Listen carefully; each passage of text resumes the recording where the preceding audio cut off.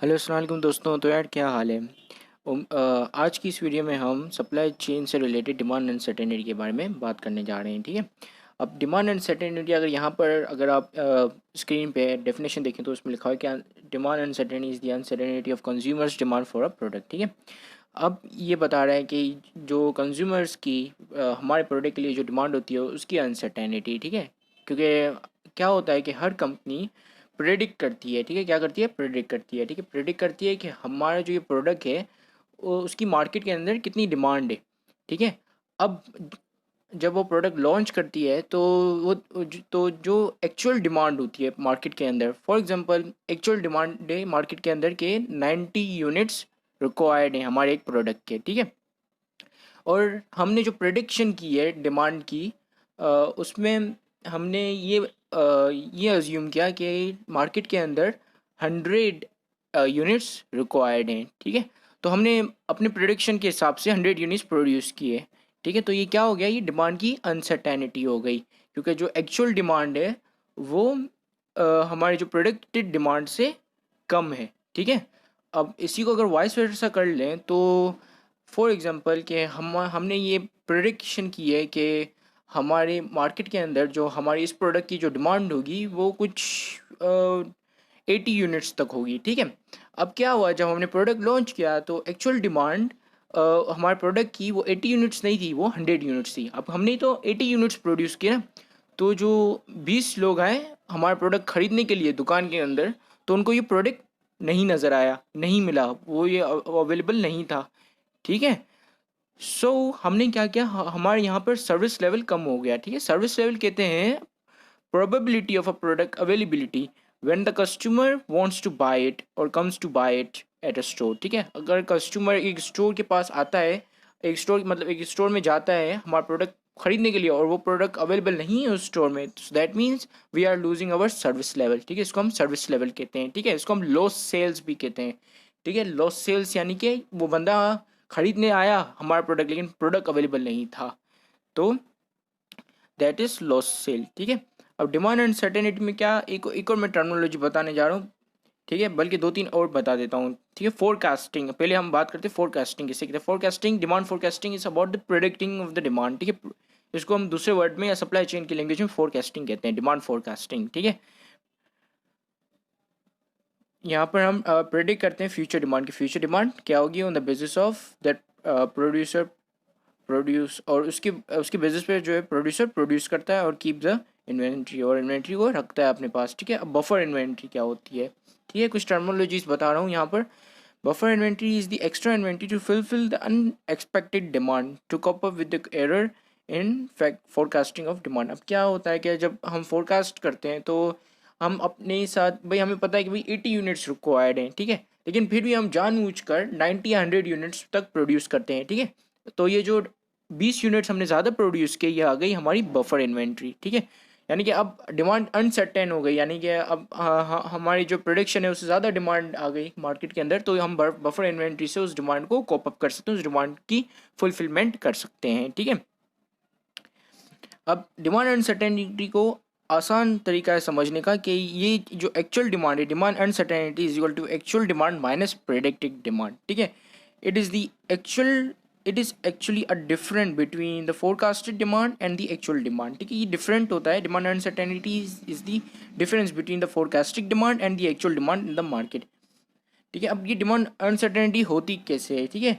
Sometimes ऐसा होता है कि कॉम्पिटिटर हमारा कस्टमर्स जो है वो छीन कर ले जाता है। ठीक है। स्टोल कर लेता है, उनको चोरी कर लेता है हमारे कस्टमर्स को। तभी भी डिमांड अनसर्टेनिटी होती है। कस्टमर हमारे प्रोडक्ट की जगह पे हमारा कॉम्पिटिटर का प्रोडक्ट इस्तेमाल करना शुरू कर देता है और हमारा प्रोडक्ट खरीदना बंद कर देता है। सो ये होता है, ये मतलब ये हो गई हमारी अनसर्टेनिटी आ गई। दूसरा फैक्टर ये है कि इन्फ्लेशन। ठीक है। इन्फ्लेशन बाज़ औक़ात बढ़ जाता है तो हमें अपनी प्रोडक्ट की जो प्राइस है वो बढ़ानी पड़ती है, तो जिसकी वजह से डिमांड कम हो जाती है। ठीक है। सो ये हो गई डिमांड अनसर्टेनिटी। अब हम बात करेंगे इम्प्लाइड डिमांड अनसर्टेनिटी। ठीक है। अब ये तब होती है, पहले ये तो था कि वो जो डिमांड अनसर्टेनिटी थी वो तो कस्टमर के ऊपर थी कि भाई कस्टमर की जो डिमांड है और या जो दूसरे जो एक्सटर्नल फैक्टर्स हैं जिन्हें हम कंट्रोल नहीं कर सकते, जैसे इन्फ्लेशन।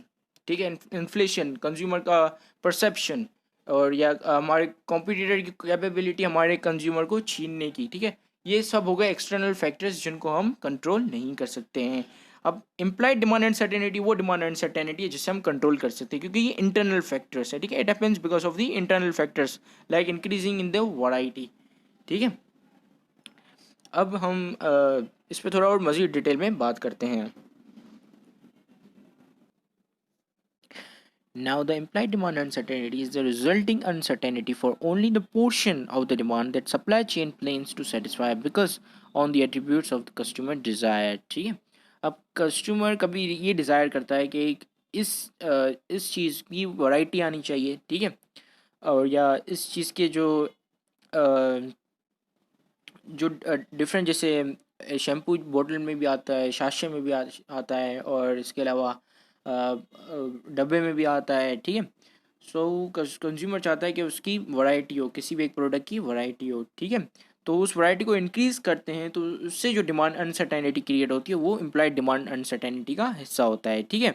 तो उस डिमांड को हम इम्प्लाइड डिमांड अनसर्टेनिटी कहते हैं, ठीक है। जो कंपनी कुछ छेड़छाड़ करती है अपनी प्रोडक्ट्स के साथ, या उसकी वैरायटी इंक्रीज़ कर देती है, उसकी क्वांटिटी इंक्रीज़ करती है, और उससे जो डिमांड अनसर्टेनिटी क्रिएट होती है, सिंपल उसको हम इम्प्लाइड डिमांड अनसर्टेनिटी कहते हैं, ठीक है।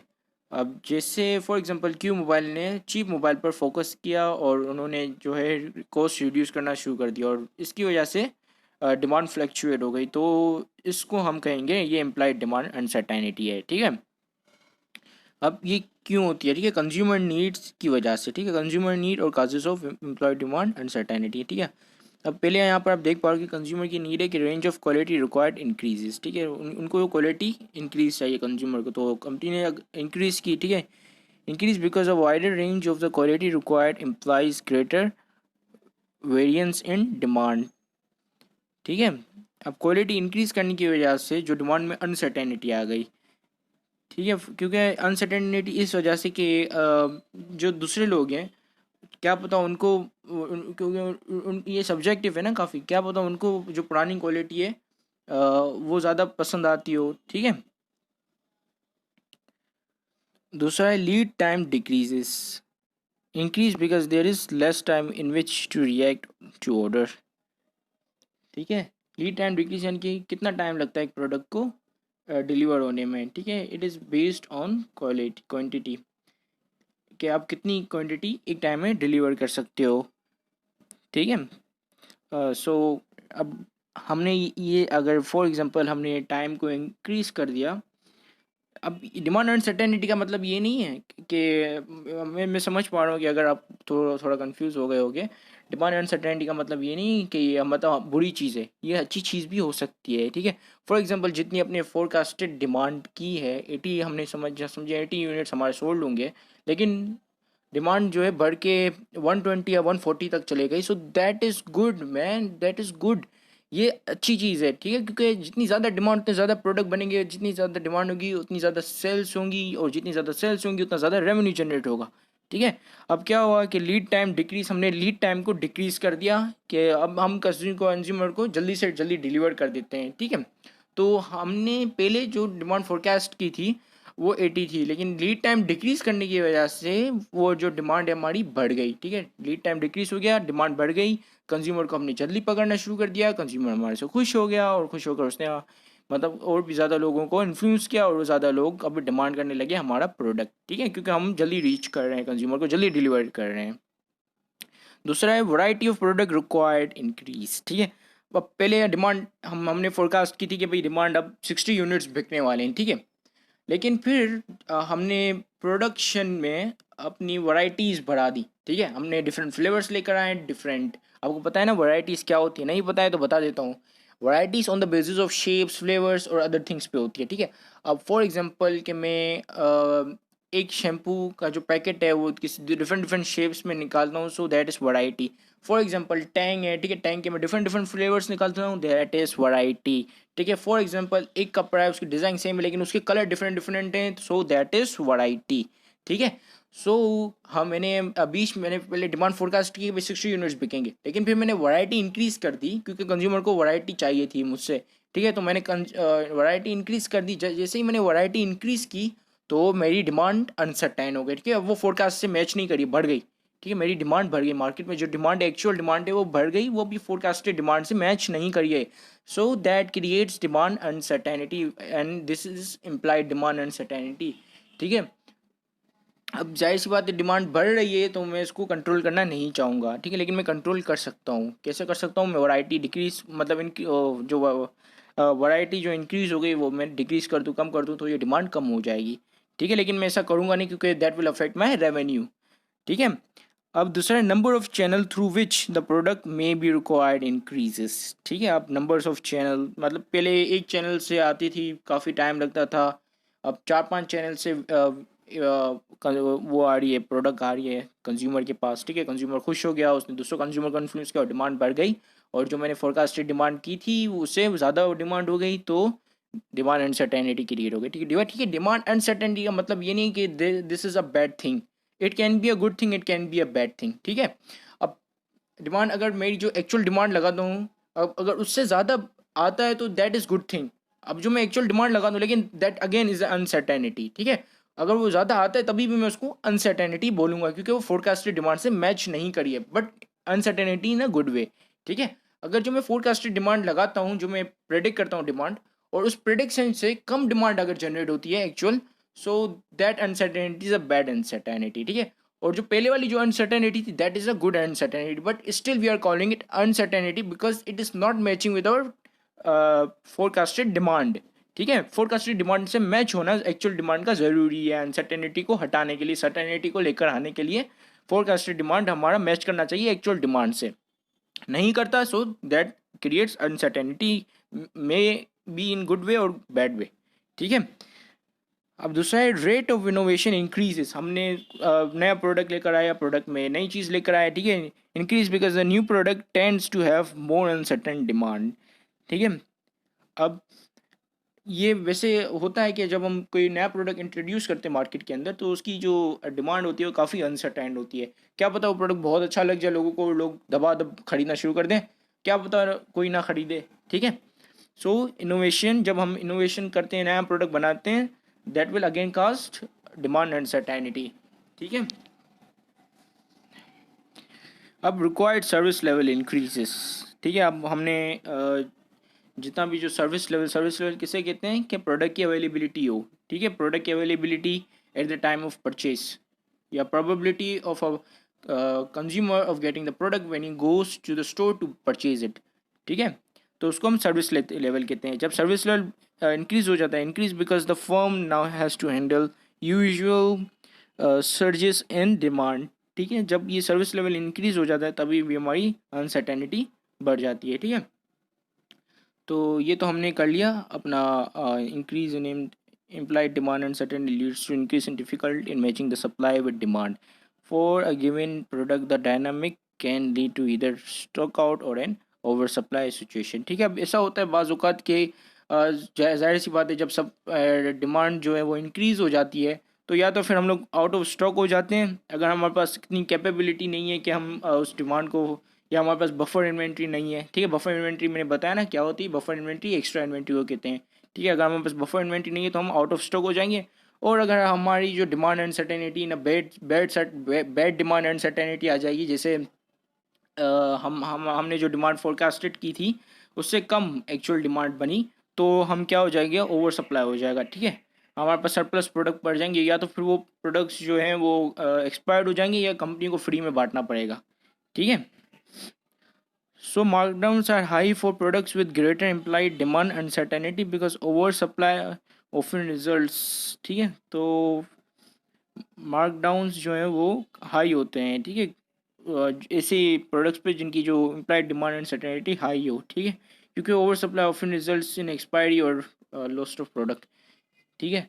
यानी कि मार्कडाउंस वो मतलब इतना मार्कअप नहीं लगाते हैं ऐसी प्रोडक्ट्स पे जिनकी जो एम्प्लॉयड डिमांड अनसर्टेनिटी ज़्यादा हो, क्योंकि वो अगर ओवर सप्लाई हो गई तो क्या करोगे उस प्रोडक्ट का, ठीक है।